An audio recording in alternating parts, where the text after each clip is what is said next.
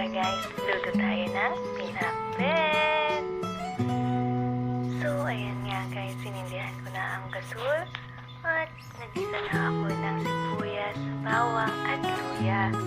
So ayan, hinalo-halo ko at nilagay ko naman ang naprito kong karne, pansahog, at sinunod ko naman ginasa ang kamatis, tsaka ko hinalo-halo ito hanggang sa lumabas yung katas.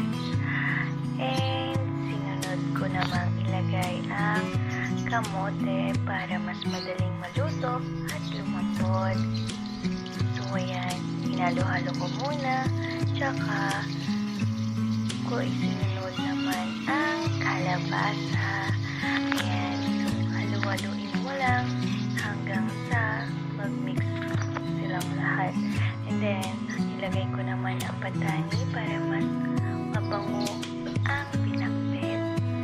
Tsaka ako naman, isinunod na ang bunga ng malunggay o tinatawag na troso. So, ayan, hinalo-halo ko lang. Tsaka ako naman nilagay ang silong na taba o sa Ilocano, ang tawag namin ay utong na totoo.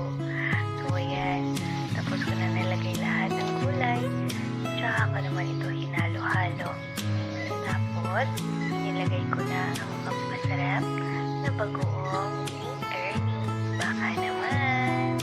So, ayan guys, pinuhos ko ang bagoong sa aking pinakbet. At tsaka ako ito hinalo-halo hanggang sa mag-mix yung flavor. And then, nilagyan ko ito ng perfume para mas sumarap pa kahit na wala kang sago. Masasarap pa yun. So, ayan, nilagay ko ang okra, sili at talong. Tsaka ko ito pinakuluan ng ilang minuto. So, ayan nga guys, para mag-evaporate yung tubig. At lastly, inilagay ko ang kalunay o spinach sa English or sa Ilocano, tinatawag namin wantong. So, ayan, pagkaraan ng ilang minuto, binuksan ko at hinalo-halo hanggang sa maluto at mabawasan ang tubig. So, ayan na guys, luto na ang ating pinakbet Ilocano. So, guys, don't forget to follow